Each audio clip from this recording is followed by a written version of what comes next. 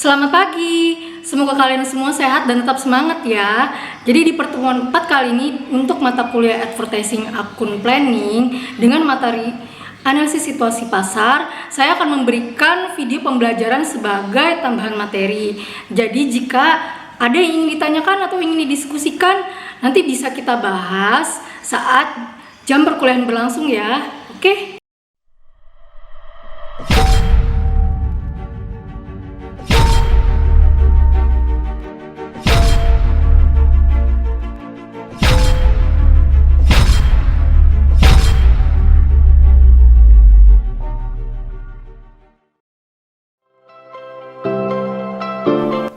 Pada kesempatan ini kita akan bahas mengenai analisis situasi pasar.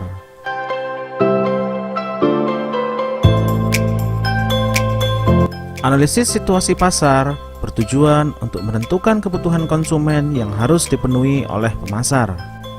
Selain itu, analisis situasi pasar juga digunakan untuk menetapkan cara merancang serta menetapkan tawaran yang dapat memuaskan kebutuhan konsumen.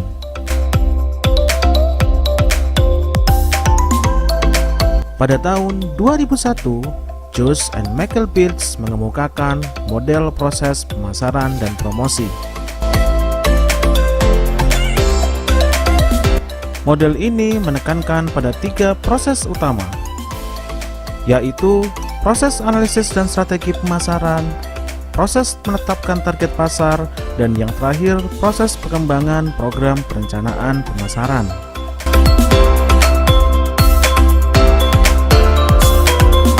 Tujuan akhir pada model ini untuk memutuskan kegiatan promosi yang akan disampaikan kepada konsumen. Baik itu pada konsumen yang akan mengkonsumsi sendiri produk kita, ataupun konsumen yang akan memperjualbelikan kembali produk kita.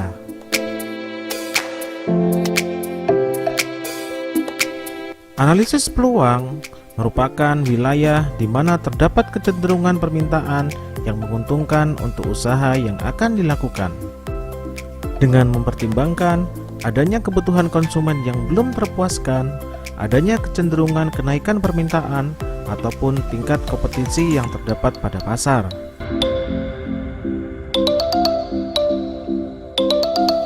Contohnya, analisis peluang pada produk kacamata di Indonesia Timur. Analisis peluang dilakukan dengan melihat apakah konsumen di Indonesia Timur belum terpuaskan akan produk kacamata yang ada di sana. Kedua, bisa dilihat bagaimana permintaan konsumen di Indonesia Timur terhadap produk kacamata. Ketiga, siapa saja kompetitor produk kacamata yang ada di Indonesia Timur.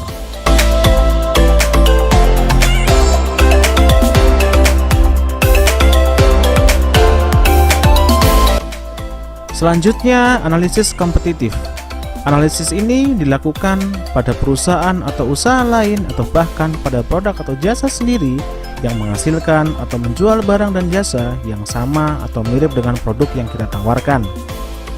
Dengan mempertimbangkan perbandingan produksi produk yang berkualitas, pelayanan yang baik, produksi dengan biaya rendah sehingga harga produk menjadi murah, dan yang terakhir saluran distribusi produk.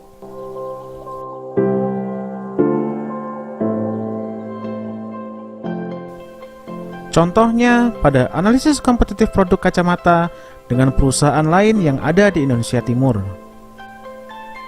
Jika hasil analisis menunjukkan bahwa produk perusahaan kacamata lain lebih unggul di harga yang murah dan saluran distribusi produk yang luas, maka kita bisa menekankan keunggulan pada produksi produk yang berkualitas dan pelayanan yang baik. Artinya, kita bisa bersaing pada posisi yang berbeda dari produk kompetitor. Atau bahkan kita dapat bersaing pada posisi yang sama dengan produk kompetitor.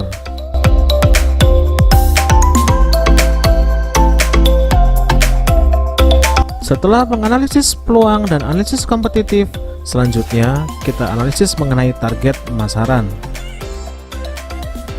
Analisis ini merupakan pemilihan target pasar di mana perusahaan akan bersaing. Target pasar ini akan menjadi fokus upaya pemasaran pada perusahaan. Ada 2 hal yang harus diperhatikan dalam melakukan analisis ini. Yang pertama, Jangan bayangkan diri sendiri sebagai konsumen dari produk yang akan dijual. Kedua, memperhatikan perubahan konsumen akibat siklus munculnya generasi baru.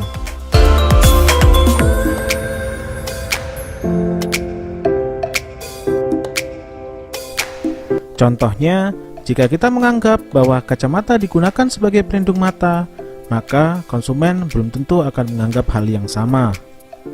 Bahkan, pada generasi milenial, kacamata juga masuk ke ranah-ranah fashion. Artinya, akan selalu muncul permintaan-permintaan baru pada produk yang beredar di pasar.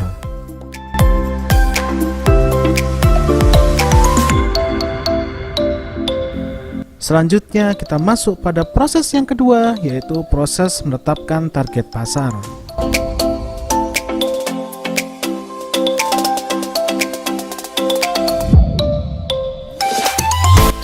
Pada proses yang kedua ini, kita mengidentifikasi pasar dengan cara melihat apa yang sedang dominan di pasar, apa yang sedang berkembang di pasar, dan apa yang sedang jenuh di pasar. Dengan tujuan untuk menetapkan market segmentation, selecting a target market, dan yang terakhir market positioning.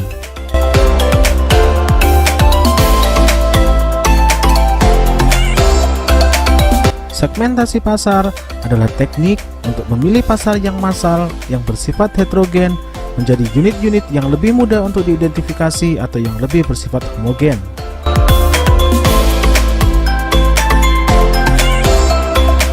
Pembagian segmentasi tersebut bisa berdasarkan perbedaan geografis, perbedaan demografis, dan perbedaan psikografis, di mana segmentasi geografis berdasarkan pada jangkauan geografis atau wilayah yang berbeda-beda. Sedangkan segmentasi demografis berdasarkan pada peta kependudukan. Pada segmentasi psikografis berdasarkan pada kondisi karakteristik manusia.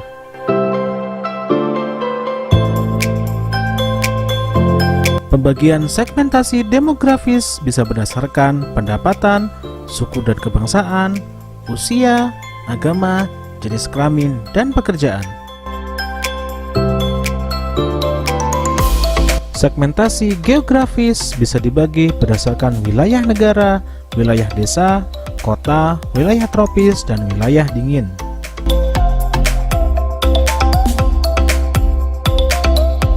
Sedangkan segmentasi psikografis bisa dibagi berdasarkan gaya hidup dan kepribadian manusia.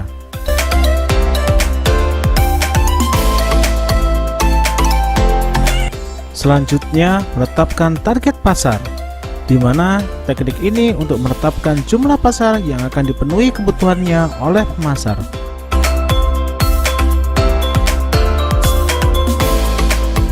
Di mana ada 3 hal yang bisa dilakukan. Pertama, mengabaikan perbedaan pasar. Kedua, mempertimbangkan perbedaan pasar. Dan yang ketiga, mengkonsentrasikan suatu pasar tertentu.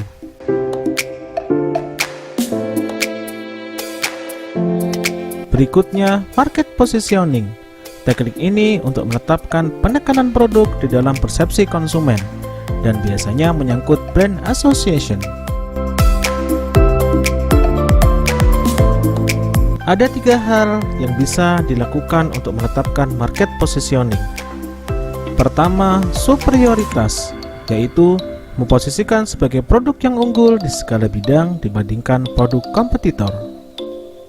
Kedua, diferensiasi, yaitu memposisikan lebih rasional dengan menekankan produk hanya pada beberapa bidang saja yang unggul dibandingkan dengan produk kompetitor.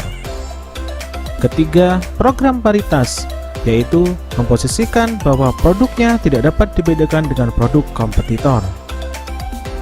Untuk penjelasan lebih detail mengenai segmentasi, targeting, dan positioning, bisa Anda lihat pada topik STP.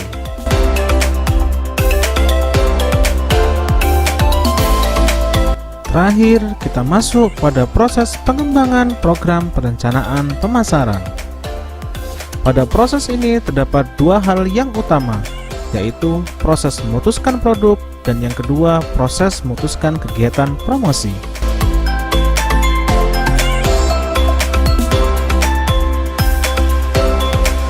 Pada proses memutuskan produk, menyangkut menetapkan nama produk, menetapkan simbol produk, dan menetapkan kemasan produk.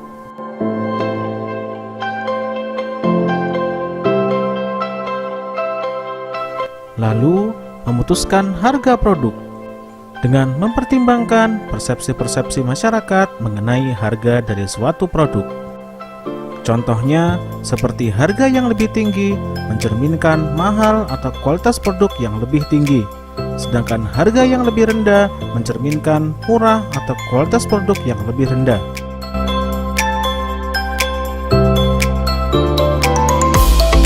Berikutnya, memutuskan saluran distribusi yang akan digunakan dalam memasarkan produk, di mana dengan mempertimbangkan akan melibatkan, memilih, mengelola, dan menggunakan perantara seperti grosir, distributor, broker, pengecer yang akan membantu perusahaan menyediakan produk atau jasa kepada konsumen.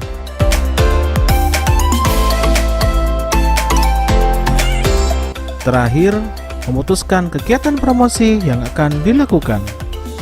Hal ini menyangkut direct marketing, advertising, interactive marketing, sales promotion, personal selling, dan publicity dan public relation. Penjelasan lebih detail mengenai kegiatan promosi bisa Anda lihat di topik elemen komunikasi pemasaran.